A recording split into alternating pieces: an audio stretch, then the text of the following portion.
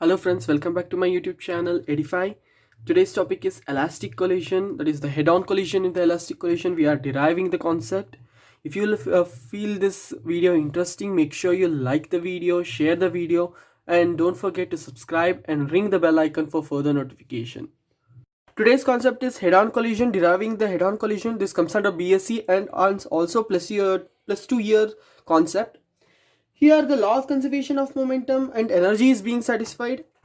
Here law of conservation of momentum and energy is satisfied. So in elastic head-on collision, law of conservation of momentum and energy is being satisfied. We should write it first. So now let us go down to the derivation. The derivation, we have to prove the velocity, final velocity of the two particles after the collision. When two particles are being collided, then we should find the final velocity after the collision. What is the velocity of the two particles? So we must consider, let us consider two particles A and B. We are considering two particles A and B with masses m1 and m2 moving along same direction with velocity v1 and v2.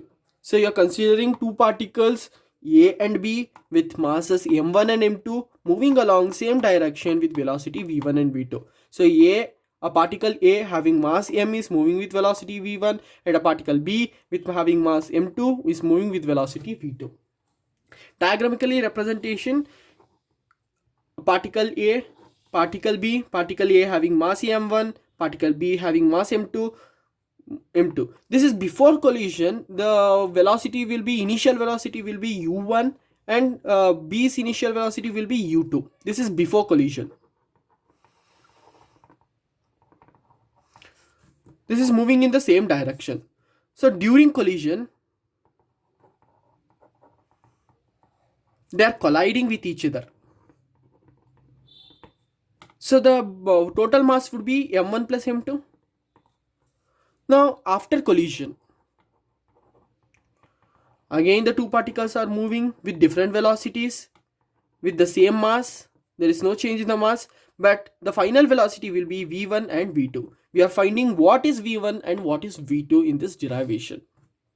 We have learned law of conservation of momentum. So from law of conservation of momentum,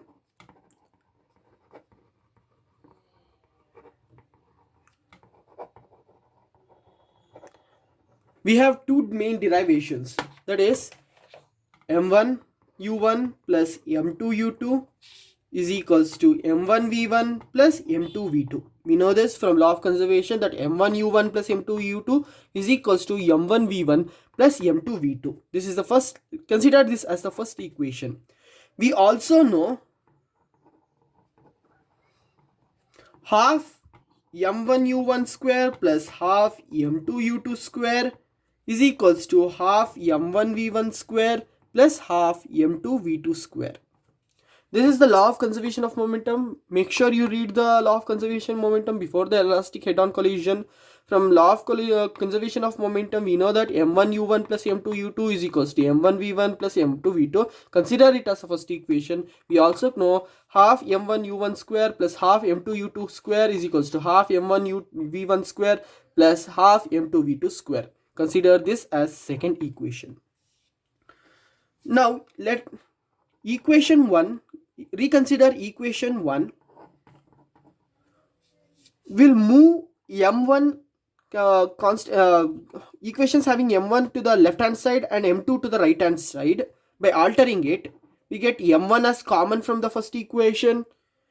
Taking m1 common, you get u1 minus v1, because it comes here, the symbol changes, is equals to m2 u2 is sent to the RHS. So m2 is common in both this. So v2 minus u2. Consider this as third equation.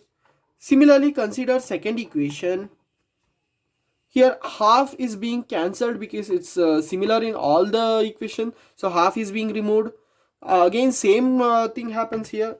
Taking m1 common, you get u1 square minus v1 square is equals to m2 v2 square minus u2 square. Consider this as fourth equation. Now let us divide equation 4 by equation 3. So m1 u1 minus v1 by m1 u1 plus v1 u1 minus v1. You may ask, where did you get u1 plus v1 u1 minus v1? It is u1 square minus v1 square, but we know the formula a square minus b square can be written as a plus b into a minus b. Similarly, m2 v2 minus u2 by m2 v2 minus u2 into v2 plus u2.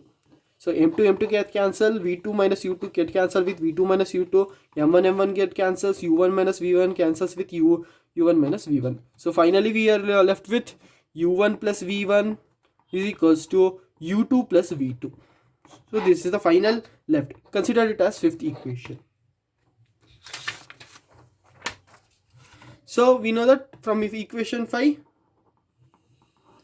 u1 plus v1 is equals to u2 plus v2 we got. So what does this mean?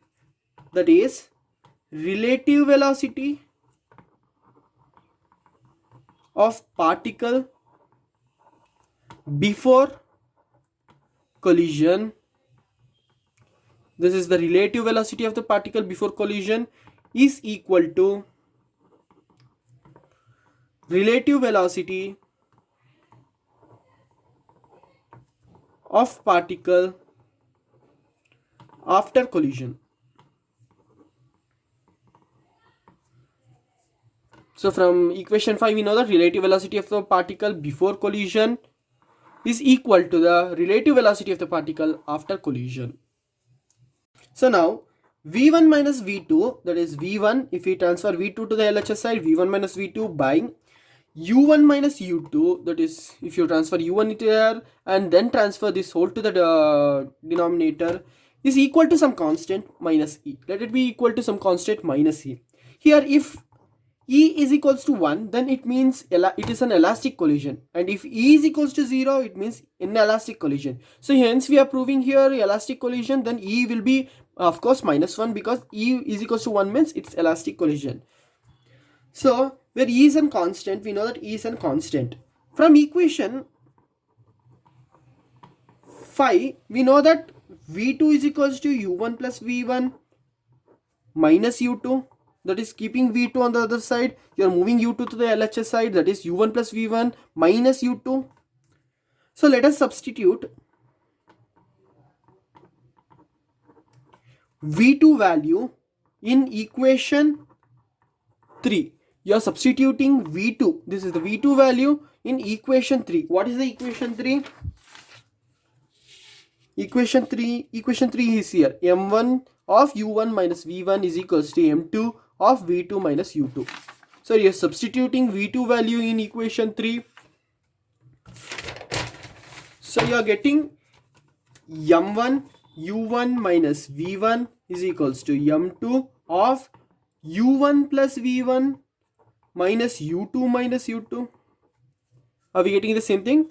Now simplify this equation, you get m1 u1 minus m1 v1 is equals to m2 u1 plus m2 v1 minus 2 m1 u2. If you multiply m2 with all these symbols, and then if you add the minus m2 u2 minus m2 u2 2 minus 2 m1 u2.